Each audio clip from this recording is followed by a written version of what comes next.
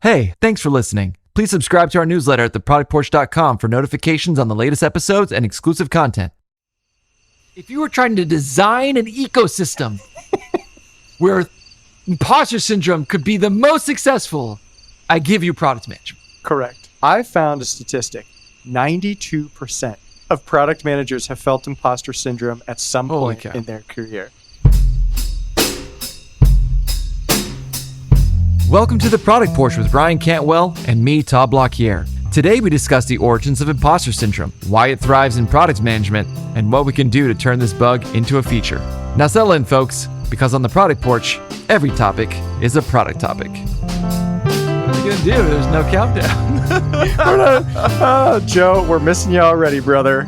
Everyone's gonna miss Joe. We have no Joe on the porch. There's no an empty Joe. Porch seat here. We've got things going on in life. Joe is off, but you and I get the opportunity to hang out, and that's always a good day, in my opinion. When I get to hang out with one or both of you. Yeah, it's a great day. I guess Joe just has more of a life than us. So. That's right. Well, I'm excited about our topic today. It was submitted by Parks, a friend of ours, and I love the topic.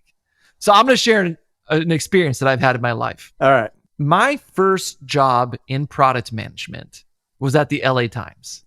My background before that was in marketing and creative media. I was hired because they needed a product manager for video distribution. Uh-huh.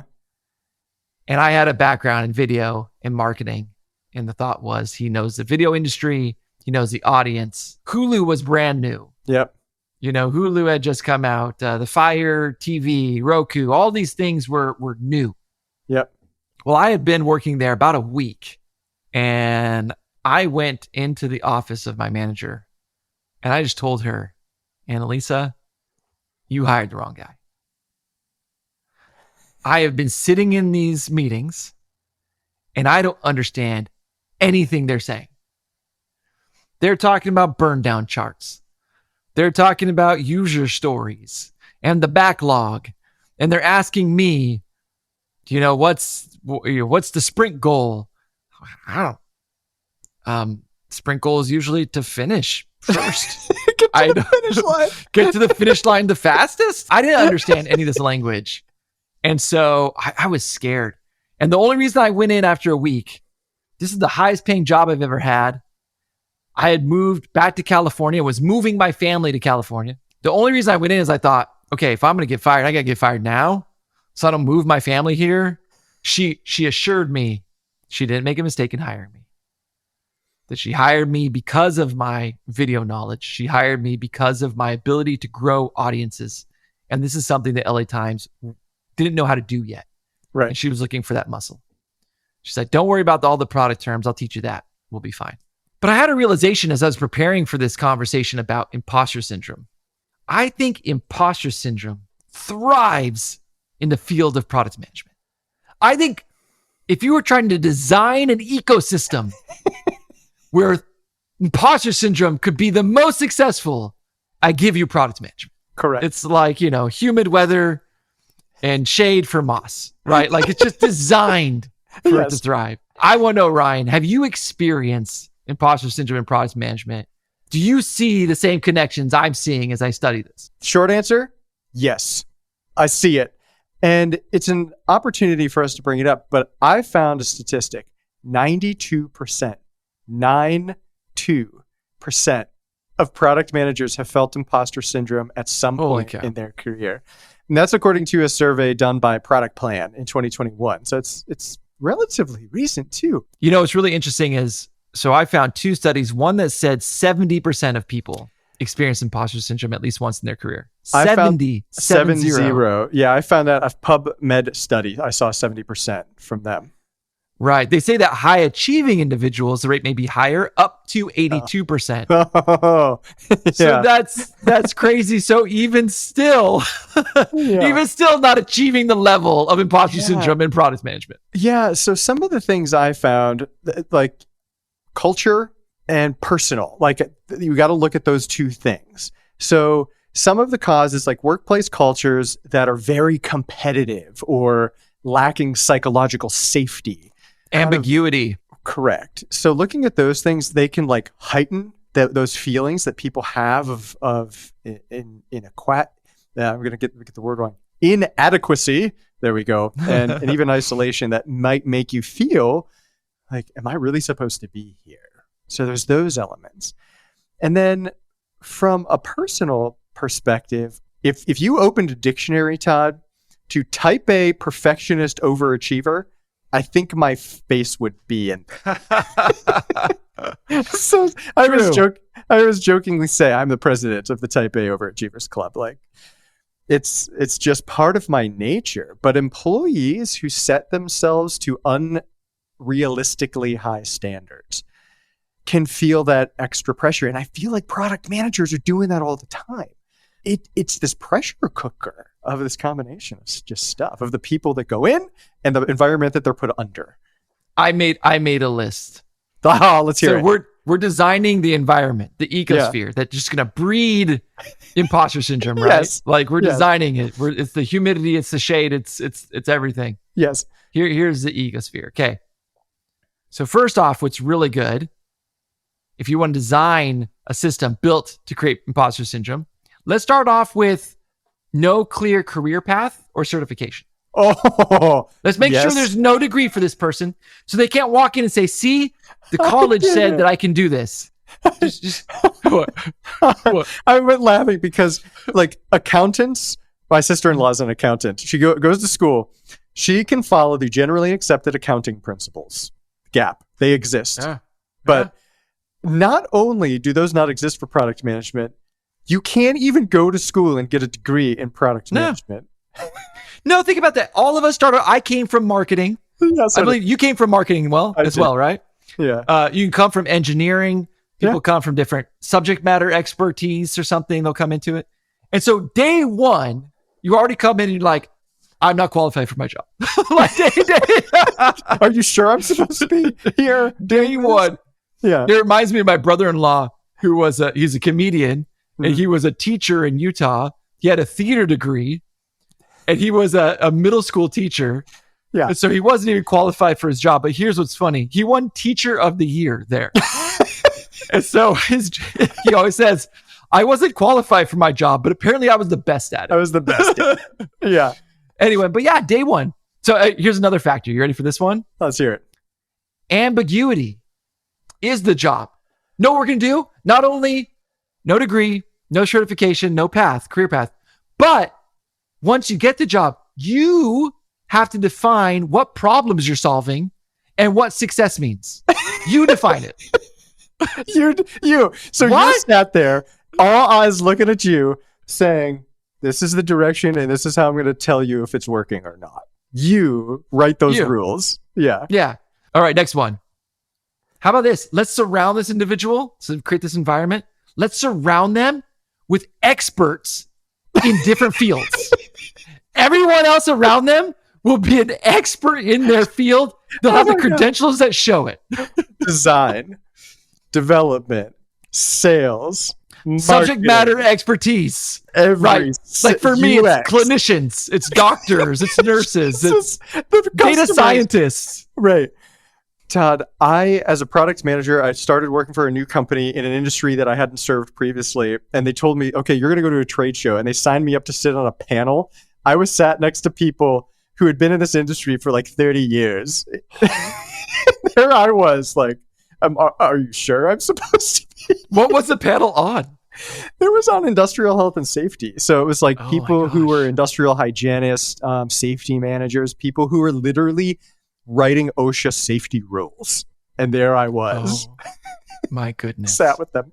And how did you actually engage? Like, did you answer questions in the panel? So being a representative of an organization that was serving the health and safety industry, I could give the perspective of how we interpret the rules and the regulations to better help them comply, right? So I could offer my perspective, but I wasn't able to speak to because I mean, these guys, they're citing in 1987, when this incident at such and such happened that changed the rules forever. It's like, I'm hyperventilating. Like, I got to know that level of depth. Here's the next one on my list. Yeah. You're accountable, but you're not in control. Let's add that. So you are accountable for everything that happens, but you have no control over the things that make it happen. You have no direct control over anyone. You don't have control over how sales sells it. Right. You are measured on outcomes like adoption, retention, revenue, right. But you don't run your customer success team. You don't run your sales team. I mean, that's the big one. It's like adding sugar to yeast. It's responsibility, no authority. You're kind of just at the mercy of those around you. All right, next one. How about this? We can't directly link what you do to success, but we will directly link what you do to failure. Oh, no. That's how it works, and it's so unfortunate. I mean, give me some examples of that. We've got, you are not directly related to success, but you are to failure. So here is one. And I love picking on my friends in sales. So new product hits the world. The sales team starts smashing it. Like, look at all these big wins they're getting. Everybody's patting them on the back. Like, yes, you're crushing it, sales. And no one looks in the product team's direction until adoption or activation isn't what it was supposed to be. Okay, I'll give you one more. I'll just give you one more. Yeah. Constant feedback and visibility. Constant feedback and visibility. Everyone sees, so we created this environment. And not only that, we're putting that environment, we're putting it front center stage. We're putting a big glass on it at the very front of the zoo. So when everyone comes in, they can see it. Yep. And you get feedback from every single department in the company, from users, and it's constant. I mean, what day as a product manager do you go through a day and not get some feedback on something? Oh my gosh. Yeah, there's so many stakeholders you're working with internally and externally that somebody's going to tell you something about how to do it better or don't do this next time. You can see how imposter syndrome gets heavy for anyone in a product. It's not for the faint of heart, in other words. It's not surprising that 92% of product managers have felt imposter syndrome. Okay, Todd. We have imposter syndrome growing out of control faster than anyone can manage it in the world of product. So what's the result? What are the effects that people can expect if they're seeing these things happen? So there's two dynamics that I think are important with imposter syndrome. And this is what made me realize I think I still have some imposter syndrome and I didn't realize it. One of those things is over preparation and the other is procrastination. And so what usually happens with imposter syndrome, there's this thing called the imposter cycle. It's by Dr. Pauline Clance. She came up with this in 1978. I'm like, oh, I can't believe this term has been around that long, this idea, this concept.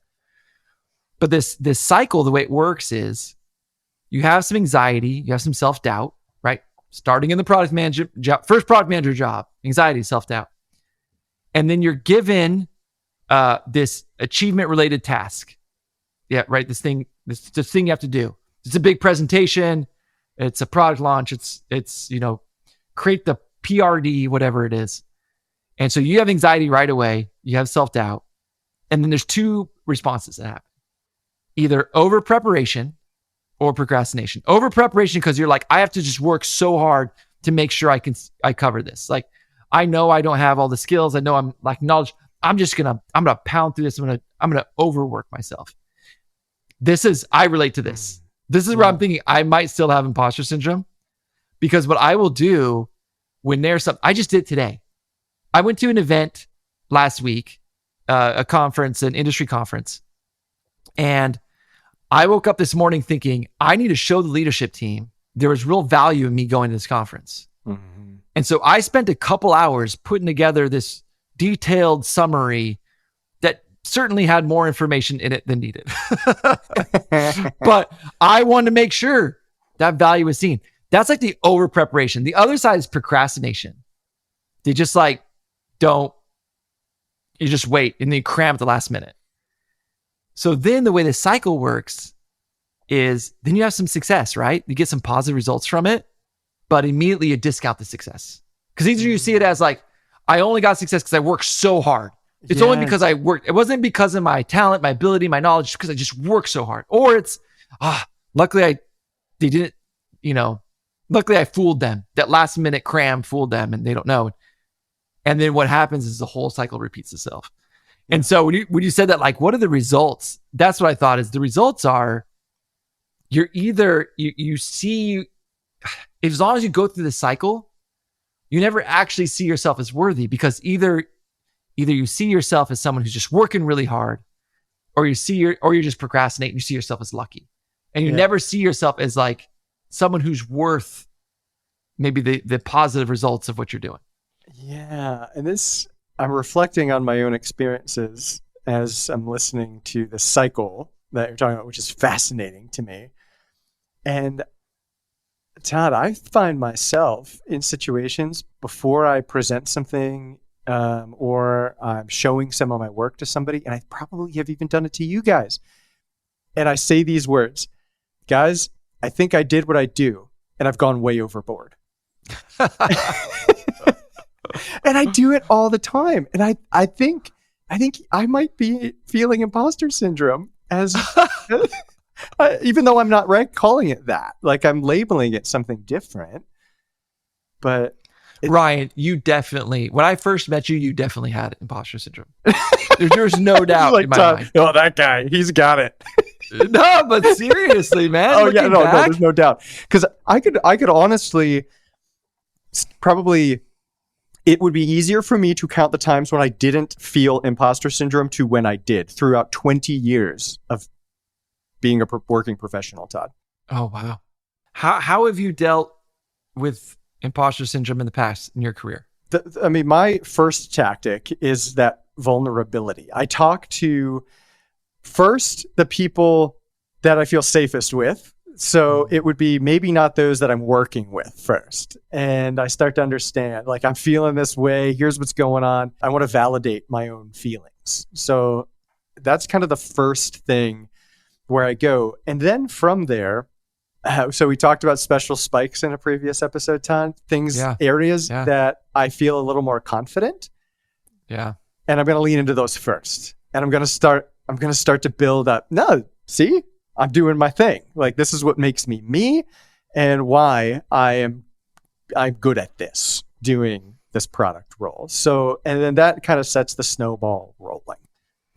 I do the same thing. I'll fall back to something that I know I do well and feel comfortable in, and perform there. And I think we've talked about this a lot on the porch. We have a lot of skills as product managers that go beyond the product management role. Yes. And sometimes it's just being yourself, using something that's a natural ability of yours, recognizing that you bring value beyond your outputs and outcomes, right? Because sometimes we measure ourselves just by our KPIs. You can bring value in a lot of different ways that are beyond your KPIs. And so I have found that helpful. You know, one of the ones I fall back on is my storytelling. My creative abilities. I'll lean into that because I feel comfortable there. And when people tell me that I'm good in that storytelling, I believe it. I internalize it. Because that's actually one of the biggest problems, and the reason imposter syndrome will thrive is that we won't internalize the positive. We internalize the negative, but won't internalize the positive. It reminds me of a story you've told before about getting feedback in a performance review and only focusing on the negative of the performance review, right? Right. And sometimes, I don't know if you're like me, I sometimes feel like the positives are just things I should be good at and should do. Right. You know, it's like, hey, great job, Todd. I really love the way you've led us to prioritize this roadmap, and we're excited about the roadmap. Great job. And I'm like, yeah, that's my job. Right. That's the line of expectation is so high for product managers typically. We see everything is below it. Yeah. Everything else is just meeting it. For ourselves, right? Yeah, Even though that line, by the way, has not just really high, it's very broad. There's so many factors. You got to do it all. You're supposed to be up there. So one of the things that I'm not good at, this is Todd's therapy session now. We're going to go into therapy a little bit, be my therapist. Oh, I've got something to talk about too. This is something I'm not good at. I am not good at internalizing the positive. I will often, my thought is just like, well, that's what I'm supposed to do. That's my job. Or yes, I worked really hard to make that possible. Or yeah, but I wouldn't have gotten there if it wasn't for Peter and it wasn't for Chris and it wasn't for Forum and Clarissa. I would have never gotten there anyway. So that's something, if you want to break that cycle of imposter syndrome, you have to be able to break. If you're good at that, by the way, if you're good at accepting the positive, you got to teach me how to do that. It's tough. But Todd, the other thing I want to talk about isn't maybe a tip to overcome it, but it's a tip to avoid even going deeper down the hole. Interesting. Yeah. And it's to not compare yourself to your peers. So 100%. Because to talk about therapy, I have had so many situations throughout my career where I find myself in the spiral of thought, right? I'm going down the rabbit hole of so-and-so got the promotion, I should be on the same track. Or, hey, this is the person that was below me and now they're knocking it out of the park. Or, hey, so all of these comparisons, it's what I have found as I look at those, it is a very unhealthy thought process. When instead, I should look at those as opportunities for learning. Like, oh, how can, or what can I take away from their situation that would help me? Absolutely. In mine. Yeah. Wow. It's such a tough thing. Because we talk in product management, it's easy to talk about the next framework, the next prioritization technique, the next focus on outcomes. It is really hard to talk about the feelings. You're right. And it's strange to talk about our own feelings. Yeah. Like, this isn't a framework. This is just a feeling. But let me tell you why it's important to me as a product leader. I look for imposter syndrome in people who report to me. Mm-hmm. I seek it out and I seek to address it. And here's why it's important to me. Imposter syndrome in product management is risky. Yeah. It's risky. Now, I know you have a game, so we could play your game. Mm. I have a game. You would play my game? Let's play. I'm gonna state a category of risk, and I want you to tell me how imposter syndrome affects this. Okay. In product management. Okay. It'll make sense. Okay. How does imposter syndrome create a risk to the product strategy? Okay. Product strategy can be impacted by imposter syndrome because if I'm feeling imposter syndrome, I am unable to effectively communicate my vision because I don't feel confident enough or to even develop it in the first place in the worst case scenarios. I can't align the team around anything to fulfill that strategy. And I might not even be sure of the strategy I'm putting out there in the first place. Yeah, because think of that. Either you're over-preparing, and taking too long to get to a point of strategy. Oh my gosh. And not communicating it. Yeah. Or you're procrastinating and avoiding it. And therefore, there is no strategy, to your point earlier, right? It's ambiguous. Yeah. And you don't have the self-confidence. If you don't have that self-confidence, you're avoiding those situations where you need to talk about the vision. Okay, let's give it another one. Okay. Stakeholder trust. Stakeholder trust. You are either coming in hot with, okay, here's everything you need to know, everything. Like, just the dump truck back up, like pour it on them. And they're like, oh my God, what is this guy doing?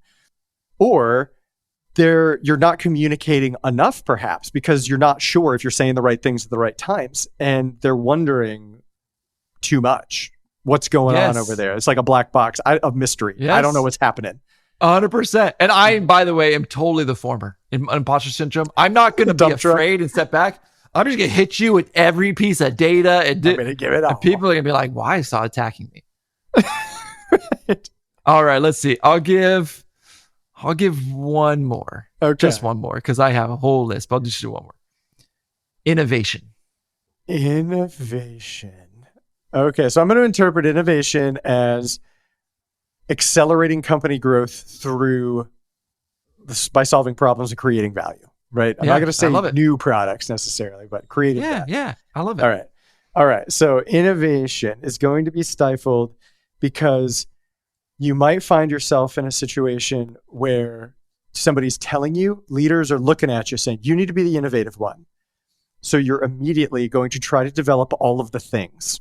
You're just going to do what you were said. I told me, be innovative. I'm going to do all the things that are coming in.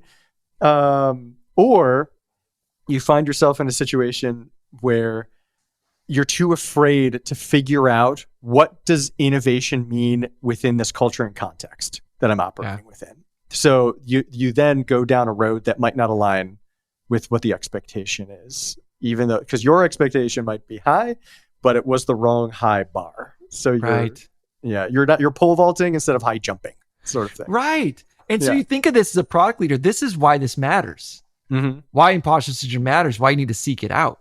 Yeah. Your team could be creating all these problems.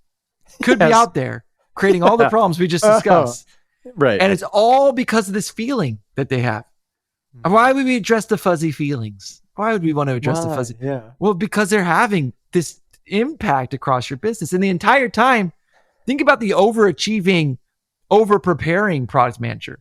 You're going to have all this documentation and data, and you might miss the fact that this person is actually having a negative impact on the teams and stakeholders around them. Right. So, Todd, before we move on, I have a question for you that maybe we can just talk about for a second here. Great. So is imposter syndrome a me problem, or is it a sign of a broken organization or a team?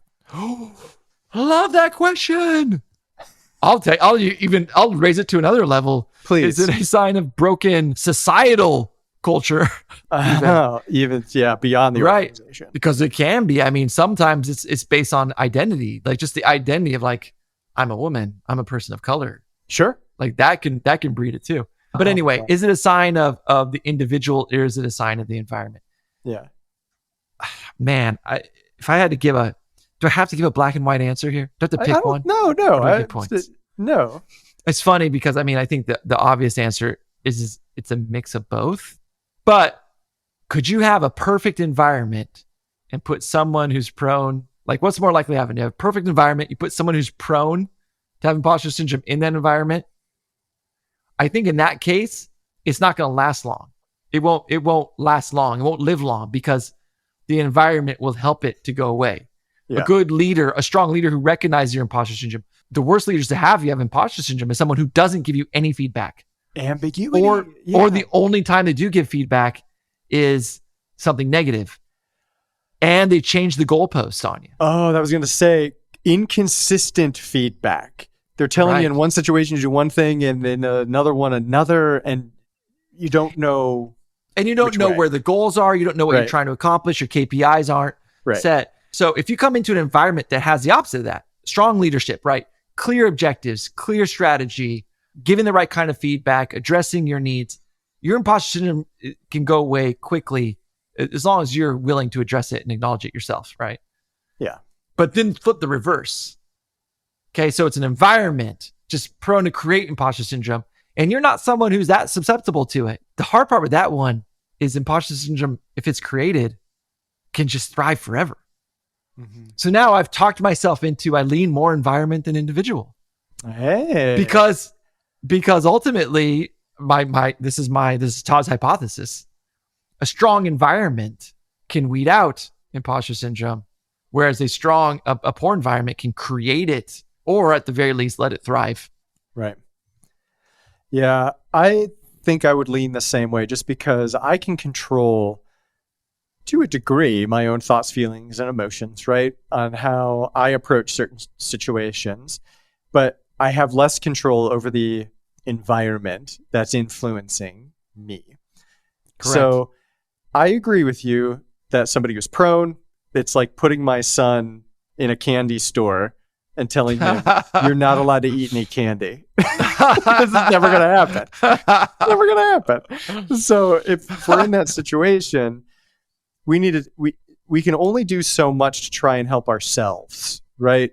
Yeah. Deal and cope and understand how we're approaching certain situations. But if the environment keeps pushing you in that direction, the environment's going to have more impact consistently, just because your influence over it is unfortunately not very strong. So, Todd, I want to ask you, is imposter syndrome always a bad thing? I mean, if I define it by the cycle and by the risks that are associated with it, some of the outcomes we discussed, I would consider it a negative. Do you want to explore how it could be positive? Yes, let's explore how it could be positive. I think that'd be worthwhile for a second. Let's talk about it as a feature, not a bug in our product brain. All right, let's do it. Let's write the user story. As a product manager, I want imposter syndrome so that I will explore my opportunities for growth. How about so that I am putting my best effort forward in high stakes situations? How about so that I approach others with humility? Humility is a good thing. Now, I will say imposter syndrome probably leads more to shame than humility. Yeah. Which are two different things. Oh, how about this? So that I approach others and not seem overconfident. Although, if you have that over preparation type of... You might seem overconfident. Seem overconfident. So that I can build a core identity that allows me to be both right and wrong. Hey. Yeah, I mean, as product managers, we got to be comfortable with that. As product people, we got to be comfortable with we could be right, we could be wrong. Both things can be true. Right. All right. Do you have any other games you could play? Anything else you want to tackle? I've got a couple. So I'm gonna call this segment of our show today, Todd. Yeah. Hot takes. All right. Do we have to talk in that voice? That's right. Hot take. So we're good. I'm gonna give you some questions. I want you to give me your hot take on Let's do it on this thing related to imposter syndrome. All right. So is imposter syndrome worse in high growth startups or big enterprise organizations? Hot take, big enterprises. The reason I say big enterprises, when you come into a big enterprise, they have so much structure. There's gates everywhere. There's rules everywhere. If we're talking specifically for product management, you have to find your way through all that. So you're going to come into an environment, you're going to be dropped into an environment where there's these gates and there's these people and there's documentation and there's all these things. And the opportunity for I don't know something, or oops, I made a mistake, or oops, I created a problem is just so high. Where a lot of times the other people in the room with you at a high growth startup, they don't know what they're doing either. And everyone's kind of breaking things all the time. I like that hot take. I don't Were you going to go the other route? Were you going to go the other way? No, I would agree with you.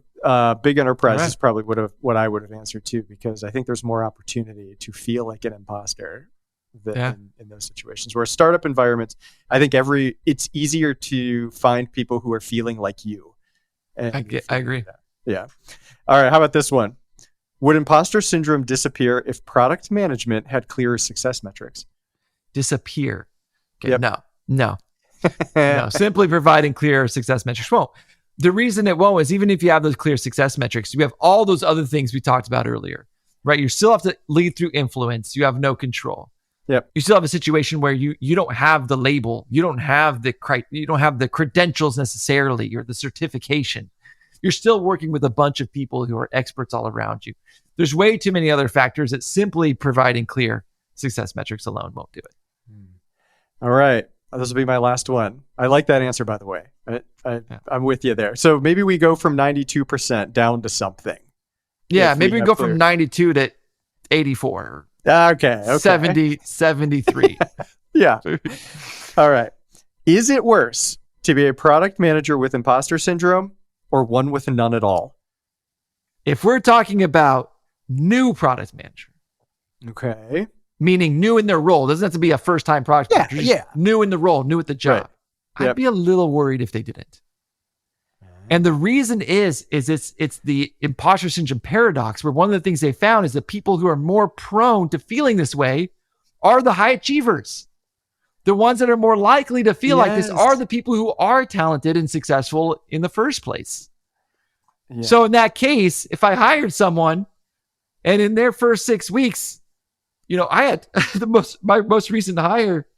I mean, he was asking me like every week, am I doing all right? Am I doing okay? Am I doing it right? I'm like, dude, I can tell he's got the imposter syndrome going. But he's crushing it. Yeah. He's crushing everyone around him. He's got so much buy-in. He's built these great relationships. But yes, If within that first 6 weeks I didn't have them sounding like that, I would be a little nervous. I'd be like, who do they think they are? Yeah. What's going on there?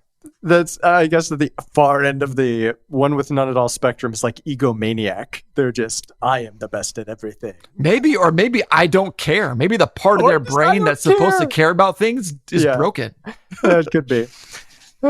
They don't feel shame. I don't feel any shame. Have you ever? There's that character from Community. Did you ever see that episode of Community where Britta she's in love with this man who is a carny, and she's trying to be kept from him because she's bad for him or something. And what you find out, because one of the other characters Jeff needs to find out what makes this man so irresistible. Yeah.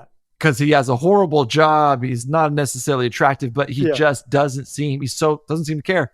He finds out that he had an accident, and the part of his brain that caused you to feel shame has been removed. Doesn't feel any shame. I love it. A good Community reference. I love that show. All right. What do we say? Are we ready for takeaways, Todd? Let's do it. My key takeaway is it's okay to feel imposter syndrome. You're probably not going to outlive it. It's like a lot of things in life. Like I'm coming up on 45 here in a couple months, and you kind of feel like at some point you're going to get over certain feelings. Like, oh, that's a childhood feeling, but you just don't. Right. I don't think you're going to outrun imposter syndrome. I think at any point in your career, any age, you can feel it. Even outside of your job, you can feel it in your community. I don't think you escape it. But I think that's okay.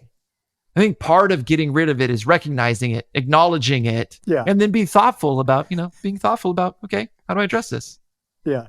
So I have two quick takeaways. The first one is this episode has only underlined how deep my imposter syndrome runs. Because as you were saying that, I was thinking about, I coach my 10-year-old son's Little League baseball team and how I have felt imposter syndrome trying to do that. I bet. Right? Oh, I have felt imposter syndrome as a coach. Absolutely. Yeah. And two, my takeaway from the episode is not much different from yours, Todd, but I want to say imposter syndrome not only doesn't go away, but I want you to look at it as kind of a normal response to a growth mindset. It can be like, spin it in that positive light. You are somebody who's interested and excited enough in doing this sort of thing that you want to grow. You don't see yourself as somebody who doesn't have that room for improvement. So go learn, go find opportunities to truly build confidence and like approach it that way instead of from the negative light of like retreating inwards. No, go learn.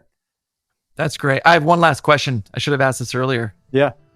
What do you call it when you just can't stop eating fake noodles? I don't know what. Imposter syndrome. I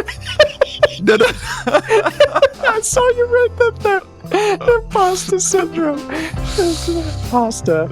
So dumb. Dad joke. I made it up myself though.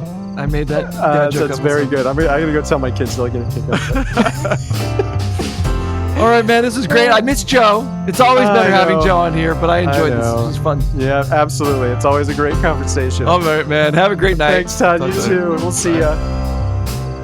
Thank you for joining us on the Product Porch. We release new episodes every 2 weeks. You can also find us on LinkedIn for more content. We offer a special thank you to AJ and Jack Blaquiere for the music. The views and opinions expressed by the hosts of this podcast are their own and do not represent nor necessarily reflect those of their employer.